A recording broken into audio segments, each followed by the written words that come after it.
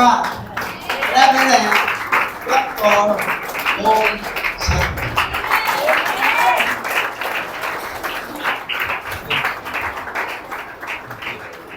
Hallelujah.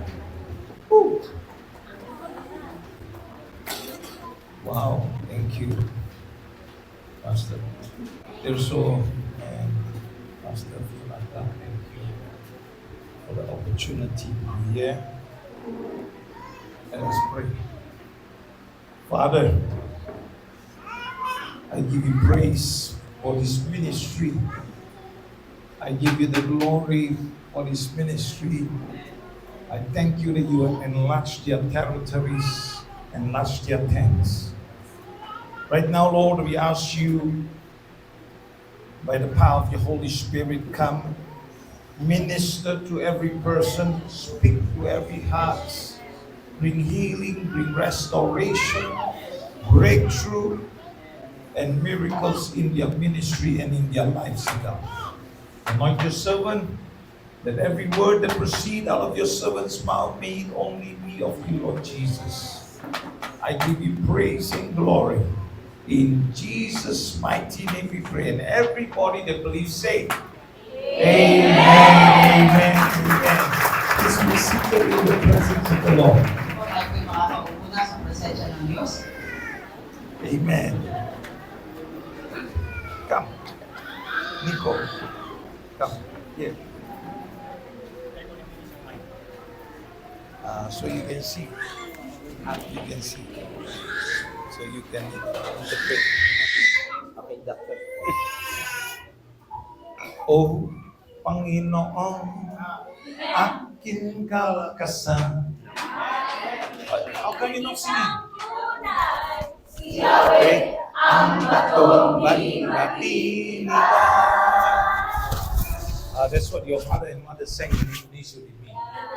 The whole congregation, yeah? Because this is the song about 40 years ago when we were here in the Philippines in PICC. My entire Indonesian team, we sing all these songs. Wow, amazing, yeah? Amen. So, you understand what I'm talking? Yes. Then you don't need to interpret. But you got to interpret. Come, interpret. Don't worry. Take our time. Lock the door, and then we will continue the word. This morning, Ngayong umaga, I want to talk about gusto kong pag-usapan natin, the battle belongs to the Lord. ang laban ay sa Diyos. Today, Ngayong the araw, battle belongs to the Lord. ang laban ay sa Diyos. Amen. The same God who delivered the Israel from Pharaoh, Ang Diyos na nagpalaya sa Israel mula sa Parao, who defended Jehoshaphat from his enemies, ang nagtanggol kay Jehoshaphat mula sa kanyang kaaway, who empowered David against Goliath, ang nagpalakas kay David laban kay Goliath, is still fighting for us today. ay lumalaban para sa iyo ngayon. In every season of our lives, Sa bawat panahon ng ating mga buhay, we face battles, tayo'y humaharap sa labanan. spiritual battles, Espiritual na labanan, emotional battles, emosyonal na labanan, financial battles, labanan sa pera, even within our families. maging sa ating mga pamilya. But the word of God remains unshaken. Ngunit ang salita ng Diyos ay hindi matitinag o magbabago. The Bible tells us Sinasabi ng salita ng Diyos in 2 Chronicles in 2 Chronicles, chapter 20, chapter 20, verse 15. talata 15. So you can put the scripture there. You see. And then you see here, Makikita natin rito, this part, you can say here, for the battle is not yours, but God's. makikita natin na ang laban ay hindi sa inyo, hindi sa Diyos. Amen. So you got to read the entire book, okay? You got to read the Bible. Okay. Not you. Babasahin natin yung buong salita ng Diyos. Maybe you're not reading every day. You got to read every day. Amen. So, you must read your word, the Bible, every day. Basahin natin ang salita ng Diyos dapat araw-araw. So that you will know that the battle is not yours, but God. Para malaman mo na ang labanan ay hindi sa iyo, pero sa Diyos. What I'm talking is not just history. Ang aking sinasabi ngayon ay hindi tapos na o nakaraan na lamang. Hello?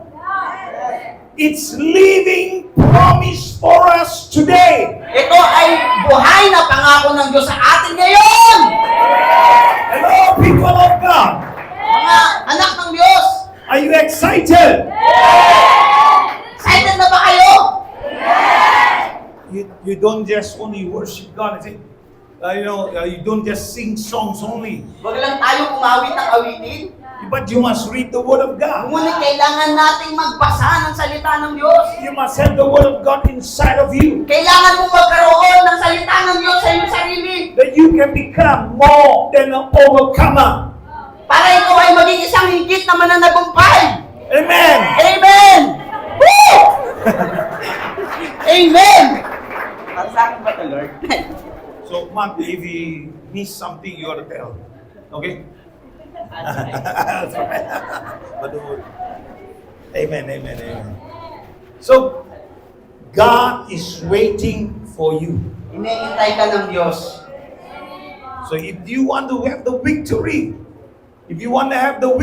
Kung nais mong maging isang tagumpay, you want to have the breakthrough, kung nais mo ng breakthrough, you want to have the miracles, kung gusto mo ng himala, you must know who your God is. kailangan mo kilalanin kung sino yung Diyos mo. So God's word still speaks to us. Ang salita ng Diyos ay nagsasalita sa atin. Don't be afraid. Huwag kang matakot. Now, let's go back to the scripture, verse 15 to 17. Ngayon, babasahin natin yung verse 15 hanggang 17. Okay, in 2 Chronicles 20, verse 15 until 17. Okay, I want you to read. Okay, you read. Okay. Tagalog. Yeah, Tagalog. Okay. 2 Chronicles chapter 20 verse 15, sinabi ni Jahaziel, makinig po kayo, Haring Jehoshaphat, at lahat kayong nakatira sa Juda at Jerusalem. Ito ang sinasabi ng Panginoon sa inyo. Huwag kayong matakot o manlupaypay dahil sa napakaraming sundalong ito. Dahil ang pakikipaglaban ay hindi sa inyo, kundi sa Diyos. Amen. Verse 16. Wait, go back to 15 again. He says here, Sinasabi niya rito, don't be afraid huwag kang matakot and do not be dismayed at this great order, for the battle is not yours but God's. Sinasabi niya rito, huwag kang matakot at huwag kang madismaya sa napakaraming sundalong ito sapagkat ang pakikipaglaban ay hindi sa iyo, kundi sa Diyos. Pakikipaglaban. Okay. Oh, Battles. yes. Amen. Belongs to the Lord. Sa Diyos. So God Ang Diyos, wants to fight your battles for you. ang Diyos gusto niyang labanan yung battle mo o yung labanan mo para sa iyo. So you got to position yourself, Para mailagay mo ang iyong sarili, stand still, magpakatibay ka, and see the salvation of the Lord. upang makita mo ang pagliligtas ng Diyos sa iyong buhay. Now, verse 16. You read verse 16. Verse 16. Bukas, puntahan niyo sila. Makikita niyo sila na aahon sa unan ng Ziz, sa dulo ng kapatagan na papuntang disyerto ng Jeruel. Verse 17. Verse 17. Hindi na kailangan na makipaglaban pa kayo. Maganda lang kayo at magpakatatag. At masdan nyo ang katagumpayan na gagawin ng Panginoon para sa inyo. Kayong mga taga-Juda at taga-Jerusalem. Huwag kayong matakot o manghina. Harapin nyo sila bukas at ang Panginoon ay sasama sa inyo. So tomorrow go out against them and the Lord will be with you. Bukas pumunta ka laban sa kanila at ang Diyos ang sasama sa iyo. For us today, we are surrounded by pressure. Ngayon, tayo, di na nandito, maraming nakapalibot sa atin na pressure o mga pagsubok. The rising cost of the food industry. The rising cost. Ito ngayon yung pagtaas ng bilihin. Sicknesses. Sakit. Sakit. Yeah. You sakit? Sakit. You sakit? Sickness. Are you sakit? I think. No. Hindi.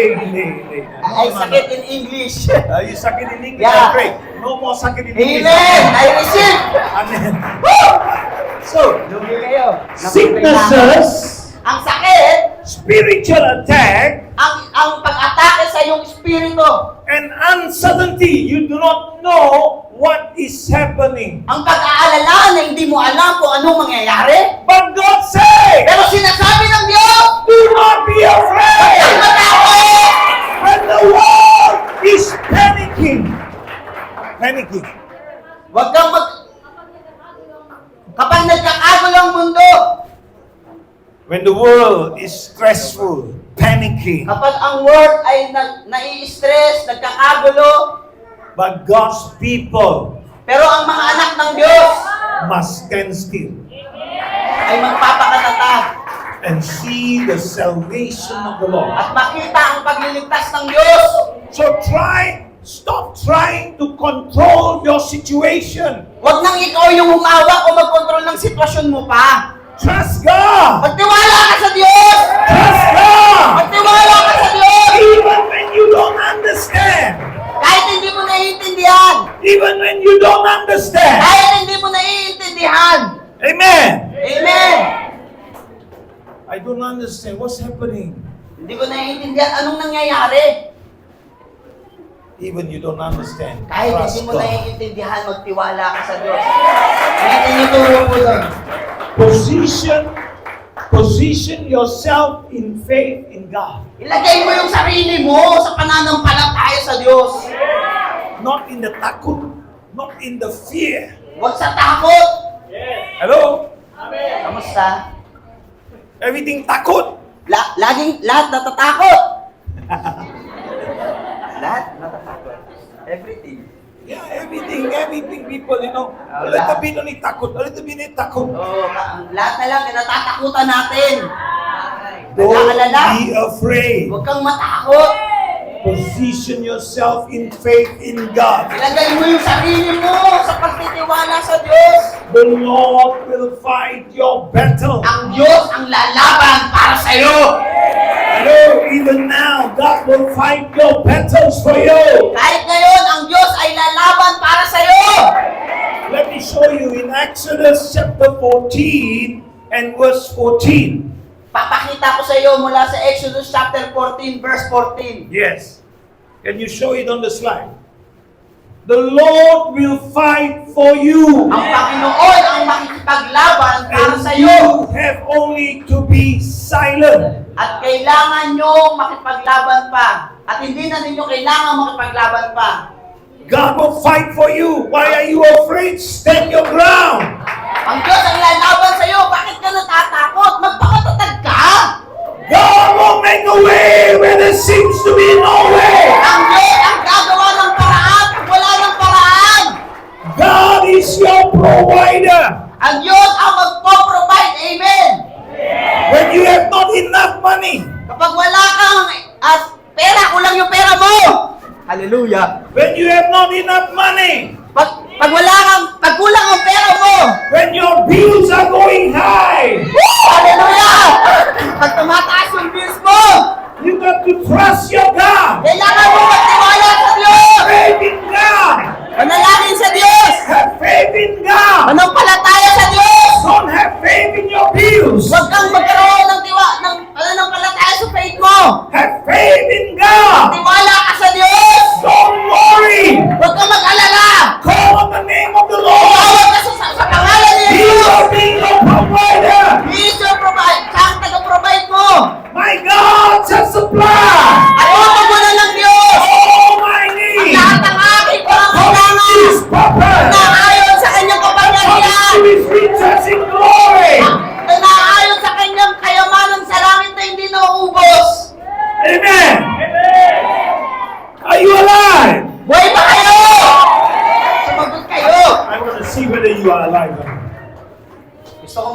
mabuhay kayo. When I say church, Kapag sinabi kong church, church. church. Tagalog, church. Simbahan. Pag sinabi kong simbahan, sorry. Okay. When I say church, Pag sinabi kong simbahan, you say come alive.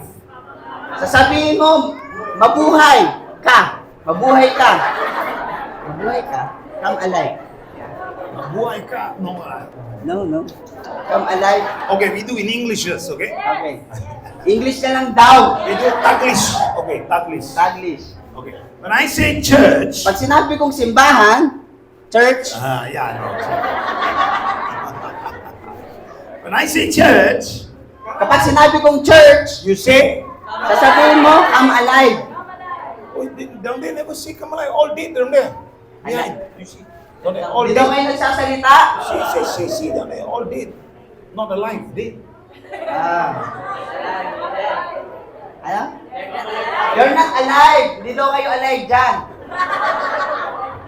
Sino ba tong mga to? Okay, when I say church, you say? Yun. Behind. Ay, nasa likod daw. Oh. Okay, when I say church, not alive. I say, sorry. Church, church. Oh, this is alive. Oh, this is alive. What about the rest of you? Paano na lang kayo? We must be one. Kailangan magkaisa tayo. One voice, Isang boses, one spirit, isang espiritu, one body. isang katawan. We must be one voice. Kailangan maging isang boses. So when I say church, everybody open their mouth and say, come alive! Church! Come alive! Come alive! Ah, very good. Mabuti. But you only have a life. Meron ka lang buhay. So when I say, now you tell me church, okay? I sit Sabihin niyo sa down. akin, church. No, sit down. Okay. Are you ready? Ano ba kayo? Okay, you say. Come alive! Come alive! So when I say church, Kapag sinabi kong church, when you come alive, you cannot like this, yeah?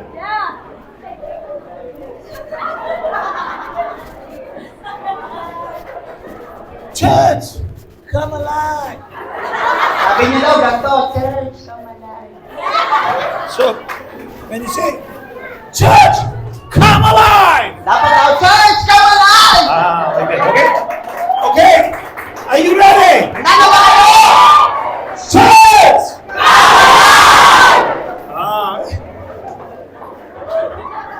Nako, yari ka, nahuli ka. Okay. Sit. Ay, upo daw po. Church! These young people, these very young people, very. Kayo daw mga young people, matamnay daw kayo. Hindi daw buhay. Ano daw, matamlay nga kayo. Breakfast ba kayo? Sit down. Thank you. So you won't fall asleep. Come alive! Very good. Okay. So when you are walking with God, you are alive. Kapag ikaw ay lumalakad sa Diyos, buhay ka. When you're walking with God, you will be alive. Kapag ikaw ay lumalakad sa Diyos, mabubuhay ka. That's why God will make a way when there seems to be no way. Kaya sinasabi, ang Diyos ay gagawa ng paraan pag wala ng paraan. When you have a family problem, you're not afraid because you know God is in control. Pag may problema ka sa pamilya, huwag kang matatakot kasi alam mo, ang Diyos ay nagkokontrol nito. When you have sickness, you know that Jesus is your healer. Kapag may sakit ka, alam mo, ang Diyos ay nagpapagaling. When the enemy rise in your life, he try to attack you. Kapag inaatake ka ng mga demonyo, Jesus is your defender. ang Diyos ang magtatanggol sa iyo. Jesus is the same yesterday, today, and forever. Ay parehas kahapon, ngayon at magpakailanman. Amen. Amen! And then the other thing that we need to do is when we praise, when you praise, Isa pang bagay na kailangan natin gawin kapag tayo nagpupuri. You break the chain of bondages. Kailangan makalag ang mga tanikala sa ating buhay. Purihin, O Diyos. Purihin, O Diyos. You see, I do the same one, you do the same one. So ano yung ginagawa ko, yun ang ginagawa nyo. Pagka medyo malungkot, malungkot din kayo. Pag malakas, malakas din kayo. But my good singer is here. Come. You take your guitar. Hindi yung aming good singer. Inari ito. Okay, we're gonna praise God, okay? Tayo magpupuri sa Diyos. Then the chain will break. At ang tanikala ay mawawasak. Because the Bible tells us, Sapagkat sinasabi ng salita ng Diyos. we want to read the scripture first, okay? Basahin muna natin ang salita ng Diyos. In 2 Chronicles 20, In 2 Chronicles 20, verse 21 and 22. talata 21 hanggang 22. So he says here, and when he had taken counsel with the people, he appointed those who were to sing to the Lord and praise him in his holy attire. As they went before the army, they say, give thanks to the Lord, for he is steadfast, love, and yours forever. O Panginoon, aking kalakasan, iniibig kita muna, siya rin ang patuloy iba.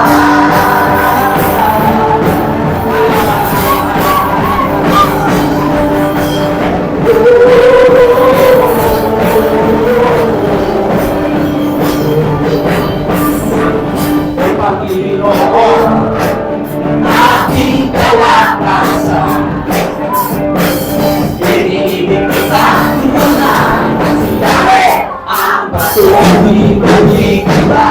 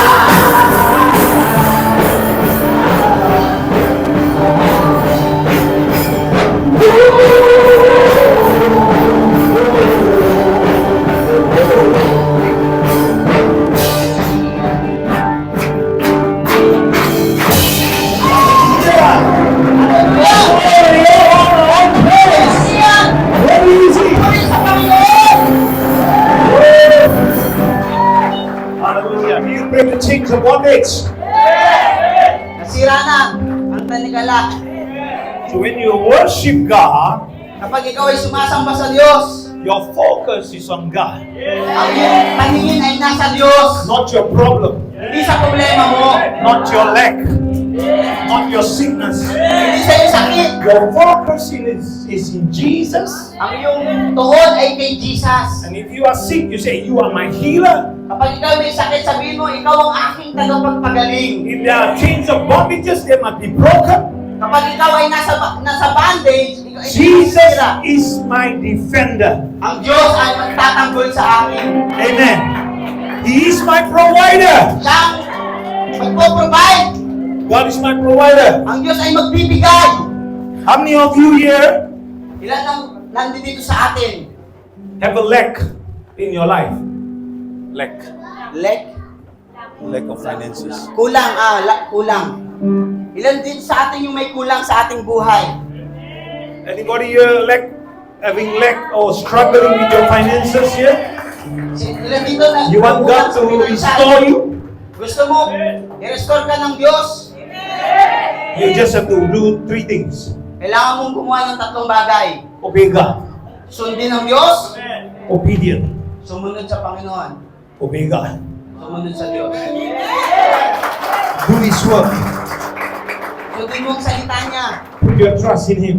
Ilagay mo ang pagtitiwala mo sa Kanya. He will make a way. Siya ay gagawa ng paraan. Amen. Amen. Amen. Amen. You can sit over 5 minutes more. You just sit here first. You just sit down here first. Yeah, okay. I'll let you sit here. Hallelujah! Hallelujah! So now, Ngayon, praise God before you see your miracle. magpuri ka sa Diyos bago mo makita ang iyong himala. When your heart is heavy, sing to the Lord. Kapag mabigat ang iyong puso, umawit ka sa Diyos. Worship, worship, turn your worries into warfare. I-convert mo ang iyong pag-aalala sa pagsamba. You know, in the book of Psalms 149 and verse 6, Ang sabi ng awit 149, talata 6, the Bible says, "Let the high praises of God be in your mouth and a two-edged sword in thy hand." hayaan mo ang ikaw ay magpuri sa Panginoon. Come on, give the Psalms scripture. 149, Verse verse 6. It's important to know, it's important to read the word. Kailangan makita natin at mahalaga na mabasa talaga natin ang salita ng Diyos. Sumiga. Sumigaw sila ng pagpupuri sa Diyos habang hawak ang matalim na espada. Let the high praises of God be in their throats and two-edged sword in their hands. When you're praising God, your sword is in your hand, the word of God. Kapag ikaw ay nagpupuri sa Diyos, ang espada ay yung hawak, ang espada ay salita ng Diyos. And then he says, you must have the armor of God. The armor of Ang God. sinasabi yung baluti ng Diyos. You must put on the armor of God. Ilagay mo ang baluti ng Diyos. Be strong in the Lord Magpakalakas ka sa Panginoon. and the power of His might. At ang kapangyarihan ng kanyang pag-iisip, Put on the whole armor of God. ilagay mo ang buong baluti ng Diyos. After having done all, stand still. At pagkatapos mong magawa ang pagsuot ng baluti ng Diyos ng buo, magpakatatag ka. So you go back and read, yeah? In Ephesians chapter 6, verse 10 to 13. Para basahin mo dapat yung Ephesians 6, verse 10 to 13. We live in an age of warfare. Tayo'y nabubuhay sa araw ng labanan. Battles are not physical, Ang labanan ay hindi pisikal. but mental and emotional. Ito'y pag-iisip at sa ating emosyon. Like depression, Kagaya ng pagkalugmok, fear, takot, confusion, pagkalito, temptation tukso. are spiritual warfare. Ito'y espiritual na labanan. That is why we must put on the full armor of God. Kaya kailangan natin isuot ang buong baluti ng Diyos. That's why in the scripture it says in Ephesians 6 verse 10, it says, "Finally be strong in the Lord and in the strength of His might." Kaya sinasabi, Kaya nga, magpakatatag kayo sa Kanya, sa Kanyang kalakasan.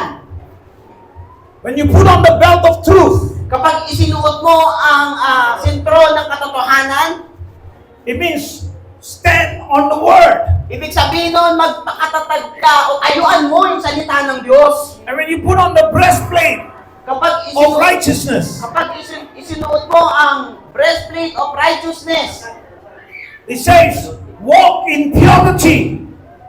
lumakad ka sa integridad. Walk in purity, yeah. Lumakad ka ng malinis. You know, today in the Philippines, you Ngayon, have sa this Pilipinas, problem. merong gantong problema sa Pilipinas. This is a problem in the Philippines. Ito yung problema sa Pilipinas. Because we are here, I tell you here. If I'm in America, I will tell in America. Dahil nandito ako, sinasabi ko rito yun kasi nakita ko. And then, Ngayon, this young girl, itong babaeng ito, how old are you? ilang taon ka na? 17. 17. Sweet 17. Sweet 17. And then there's a young boy somewhere around. Merong lalaki dito. Yeah, one boy come around. May and says, isang lalaki "Hello, dito. what's your name? Huh? Yesha. Gesha. Yesha. Gesha. Yeah, doctor. Kesha. Yesha. Mahal kita. Mahal kita. May nagsasabi daw. And then suddenly, she hears the Bigla na lang. Mahal kita. Then she, her legs Nung flying in the air. Really. Oy, Like wings flying up. bigla na lang parang kinilig. Pogi. Pogi. Yeah. Yesha. Then the boy say, "My maganda." At sinabi ng lalaki, may maganda. Then what you gonna do? Anong gagawin mo? Get thee behind me, Satan. Umalis ka sa harapan ko, Satanas. Oh? Or? No more. Oy, chat-chat na lang daw. Yeah. O sasabihin mo, chat-chat na lang. Chat. And then slowly, hold hands already. O tapos biglang makikipag-holding hands na. And then on Sunday, I worship you Araw ng linggo, sumasamba sa Panginoon. in spirit and in truth. There will never be a friend as dear to me as you. Not as you, Jesus, but as you. Ay, iba na. Iba na daw yung. Hindi na si Jesus. Then after you go outside the church, you forget about Jesus. You remember the boy, maganda, pogi. Pagtapos mong magsimba, paglabas mo ng simbahan, nakalimutan mo na kagad si Jesus. Ang naalala mo kagad yung lalaki na nagsabi sa yung maganda o yung pogi. Any boy that is after you, Kapag okay, ang isang lalaki Any boy. na after sa'yo, you should not get involved, but you get him to the church first. huwag ka munang mahiinlove, dalhin mo muna sa Panginoon, sa simbahan. Make sure Siguraduhin mo, he is God-fearing. siya ay may takot sa Diyos. Because if he is not God-fearing, you will be at a loss. Kung hindi siya may takot sa Diyos, mawawala ka. Lugi ka. Yeah, rugi. Lugi ka, talo ka. Because your life will begin to be miserable. Sapagkat ang buhay mo ay magiging miserable. And then also you must remember, Dapat maalaala natin, I'm talking about the victory here. ang pinag-uusapan natin ay katagumpayan dito. You don't have sex before marriage. Huwag kang makikipagtalik bago ang kasal. And then you don't get pregnant. You say, Pastor, bless my marriage. Hindi ka dapat mabuntis tapos sasabihin mo, Pastor, i-bless mo yung marriage ko. Yung kasal ko. You must live a life that is pure before God. Kailangan mabuhay ka ng merong kalinisan na naaayon sa Diyos. And if you and the boy live a righteous life, At kapag ikaw at ang lalaki ay nabubuhay ng makatwiran sa Diyos, you come to the pastor bless your marriage will be successful. pupunta ka sa pastor at sasabihin mo, Pastor, kasal mo kami at pagpapalain magtatagumpay kayo. Dating is not wrong, but must be righteous. Ang pakikipag-date ay hindi mali, pero dapat ayon sa kalooban ng Diyos. You must not forbidden by the Lord. Huwag kang gagawa ng isang bagay na pinagbabawal ng Diyos. Only when you are married can you have sex. Kapag kasal lang, dapat kayo nagtatalik. Yeah. Amen. So you must be a testimony so you can be victorious. Upang ito'y maging patotoo at maging tagumpay ka.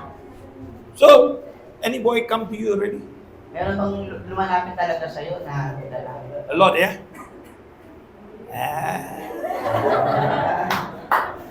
So, but don't worry, it's okay, nothing wrong. Be friend, but must be righteous.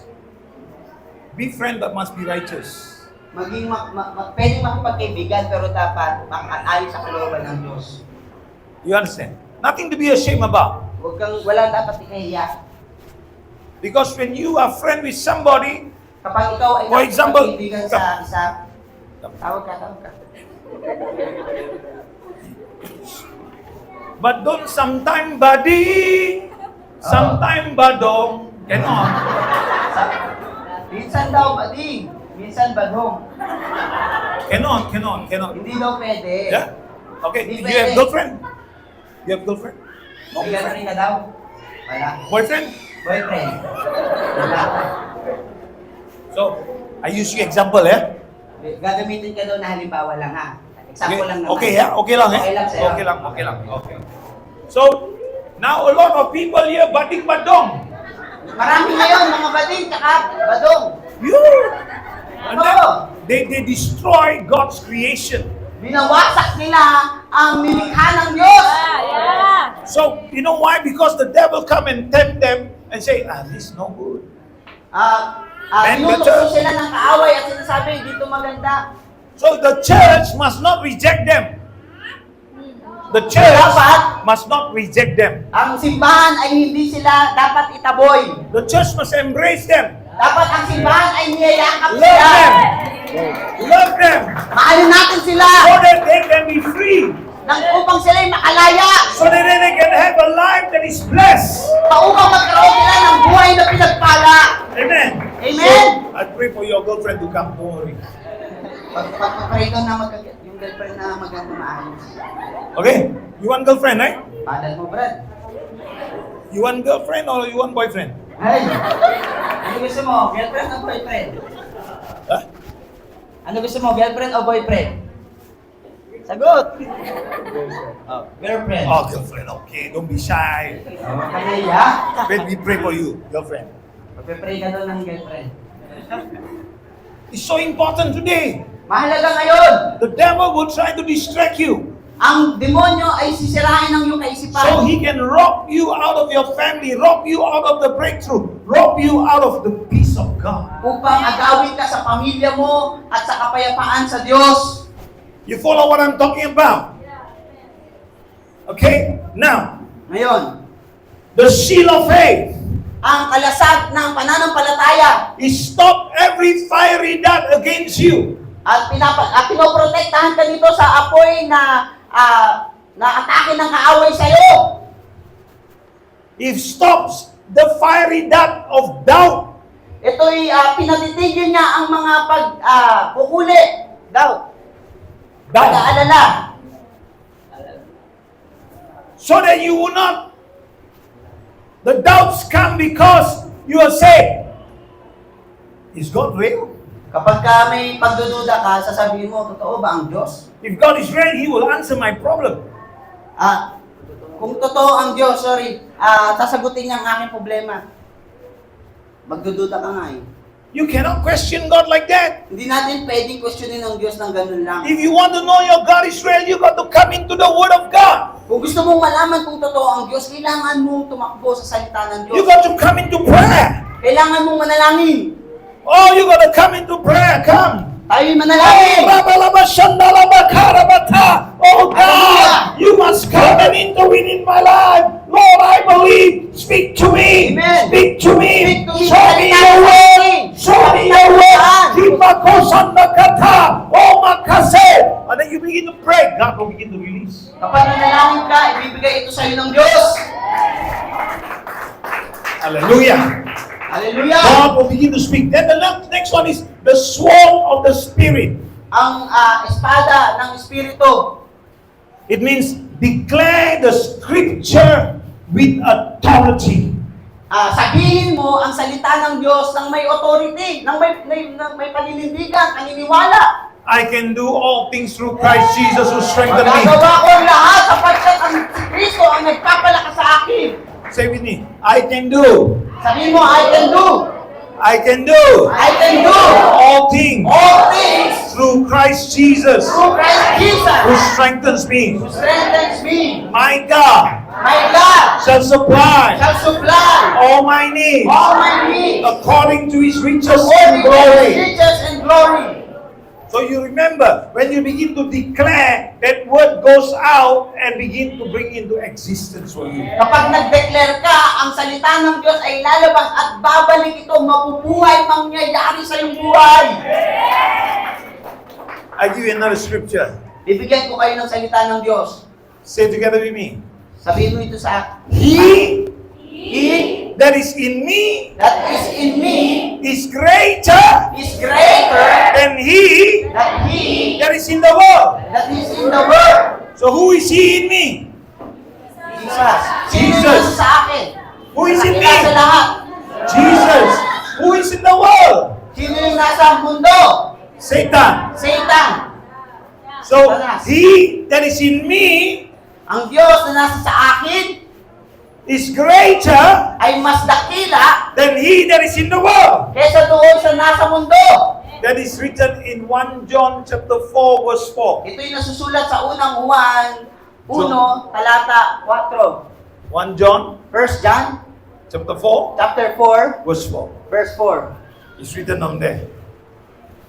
Now, finally, Ngayon, Jesus, sa katapusan, si Jesus, the cross still secure victory. ang cross ay nagbibigay kasiguraduhan ng ating katagumpayan. Remember, more than 2,000 years ago, Jesus died on the cross. Alalahanin mong lagi, 2,000 taon nang nakalipas na matay si Kristo sa krus ng Kalbaryo. And when he went on the cross, when he was crucified on the cross, he said, Father, forgive them for they do not know what they do. Sinasabi niya nung napako siya sa krus ng Kalbaryo, Panginoon, patawarin mo sila sapagkat di nila nalalaman ang kanilang ginagawa. Then he said one word, At sinabi niya isang salita, it is finished. tapos na. It is settled. Tapos na. He was saying the enemy has been defeated. Ito'y sinasabi niya, ang kaaway ay talunan na. So you and I today do not need to live a defeated life. Ikaw at ako ngayon ay hindi na kailangang mabuhay pa sa talunan na buhay. Hello, people of God. Kamusta kayo, mga If anak you ng are still Diyos? living in defeat, something is missing. Kung ikaw ay nabubuhay, talunan ka pa rin, merong kulang. Get back into the Word. Bumalik ka sa salita ng Get Diyos. back into prayer. Bumalik ka sa pananalangin. Pray the Word of God. Panalangin mo ang salita ng Get your Diyos. life in line with the Word of God. Hayaan mo ang buhay mo ay ipasok mo sa salita ng Diyos. Let your life align with God. Ang buhay mo ay i-align mo sa Panginoon. Let your life you will live a victorious Ang life. buhay mo ay mabuhay sa buhay na tagumpay. God wants to bless you. Gusto ng Diyos pagpalain ka. God wants to intervene in your life. Gusto ng Diyos pakialaman ang buhay mo. I don't want to be like this anymore. Ayoko nang maging ganito ngayon. I want to change. Gusto ko ng pagbabago. I want to be new. I want to be new. Gusto ko maging bago. I don't like this life that I'm living in. Ayoko ngayon ng buhay ko na ikinabubuhay ko ngayon. I want more of you, Lord. Gusto ko ng mas more pa ikaw, Lord. I want more of you, Lord. Gusto ko, Lord, magpumabaw ka sa buhay ko. Are you satisfied where you are today? Satisfied ka na ba kung nasan ka ngayon? Hello? I'm talking to you. Are you satisfied where you are? Satisfied ka na ba ngayon kung nasan ka? Yes, no, I don't know. Yes, no, o hindi ko alam. Oo, hindi, o hindi ko alam. What? Ano daw? Sagot. Sagot. Okay, let me test you. Ito test natin. How many of you say yes? Take your hands up. Ilan daw na nagsasabing, oo, itaas ang kamay, satisfied na. One. Okay. How many of you say no? Raise your hands. Nagsasabing, no, taas daw ang kamay. Wave to me. Wave to me. I want to see your hands. Okay. Praise the Lord. How many of you don't know? Ilan nagsasabing hindi niya alam? Taas daw ang kamay. Oh, everybody know, huh? So I want to tell you this. Gusto kong sabihin ito sa inyo. If you are not satisfied with your life today, Kung hindi ka satisfied sa buhay mo ngayon, tell God, sabihin mo sa Diyos, I want to change. gusto kong magbago. Let me give you an example. Bibigyan ko kayo ng halimbawa. I made a decision. Gumawa ako ng desisyon. And many fathers make wrong decisions At maraming mga tatay nagkakamali ng kanilang desisyon. because they don't pray and ask God. Dahil hindi sila nananalangin at tumihiling sa Diyos. And they bring the family out in the wrong direction. At dinadala nila ang isang pamilya sa maling direksyon. Sometimes you choose your job, the wrong job, Mas pinipili natin yung trabaho natin, yung maling trabaho. and you are not happy. At hindi ka masaya. And your decision doesn't give you peace. At ang desisyon mo ay hindi ka binibigyan ng kapayapaan. That's the wrong decision. Maling desisyon yan. And you tell God, God, I made the wrong decision. Sabihin mo sa Diyos, Panginoon, nagkamali ako ng desisyon. And Lord, I want you to help me. Lord, gusto ko tulungan mo ako. I surrender every decision I made to you. I give it to you. Isinusuko ko sa iyo ang bawat desisyon ko. And then you say, God, show me the right direction. Sabihin mo, Panginoon, ipakita mo sa akin ang tamang daan. Your will for my life. Yung kalooban mo sa buhay ko. That I will make the right decision. At magagawa ko ang tamang desisyon. That my life will be blessed. Na ang buhay ko ay maging isang tunay na pinagpala. Changing your wrong decision to right, He will bless you. Ang pagbabago ng maling desisyon sa tamang pagdedesisyon. The only way is to come to Jesus. Isa lang ang tanging paraan, lumapit ka sa Diyos. Not with power, not with might, but by His Spirit only. Hindi sa kapangyarihan natin, hindi sa lakas natin, kundi sa Espiritu ng Diyos. So today, if you want me to pray for you to change your decision, Kung nais na ipanalangin tayo at magbago yung ating desisyon, you come out here, I will pray for you. pupunta ka dito sa altar at ipapanalangin kita. And when you come out, you surrender to Jesus. Kapag ka lumapit ka, talagang isuko mo lahat sa kay Jesus. And look to Jesus and say, God, I surrender all to you. Tingnan mo ang Diyos at sabihin mo sa Kanya, Panginoon, isinusuko ko talaga I lahat want sa your iyo. will to be done in my life, Gusto kong mangyari ang kalooban mo sa aking buhay, in my family, sa aking pamilya, in my children's life, sa buhay ng aking mga anak, in my work life, sa aking buong buhay, in my ministry. sa aking trabaho, sa aking ministeryo. I want your fire to come. Gusto ko yung apoy mo ay lumapit. Fill me with your fire. Punuin mo ako ng iyong apoy. Fill me with your presence. Punuin mo ako ng iyong presensya. From today, I will read the word. Mula ngayon, magbabasa na ako ng salita mo. I will seek your face. Hahanapin ko ang iyong mukha. I will seek your face daily. Hahanapin ko ang iyong mukha araw-araw. I will read your word daily. Babasahin ko ang iyong salita araw-araw. That the wrong decision will be turned around to be a right At decision. ang maling desisyon ay magiging tama na. Because you will bless my life. Sapagkat pinagpala ng Diyos ang aking Because you buhay. will bless my children. Sapagkat pinagpala ng ating pagpapalain ng Diyos ang aking You will mga bless anak. my work. Pagpapalain ng Diyos ang aking You trabaho. will bless my family. Pagpapalain ng Diyos ang aking You pamilya. will bless my ministry. Pagpapalain ng Diyos ang aking That your ministeryo. name will be Ang glorified salita mo ay in pararangalan my family, sa aking pamilya, in my life, in my sa aking church. buhay, sa aking Your simbahan. name, Lord, might be glorified. Ang pangalan ng Diyos ay dapat Everything mo. I do, Lahat ng aking nalalaman may you be glorified. ay luwalhatiin ka, O Diyos. Amen. Amen. Hallelujah. Hallelujah. Now rise up with your feet. As they worship God, yeah? Let the presence of the Lord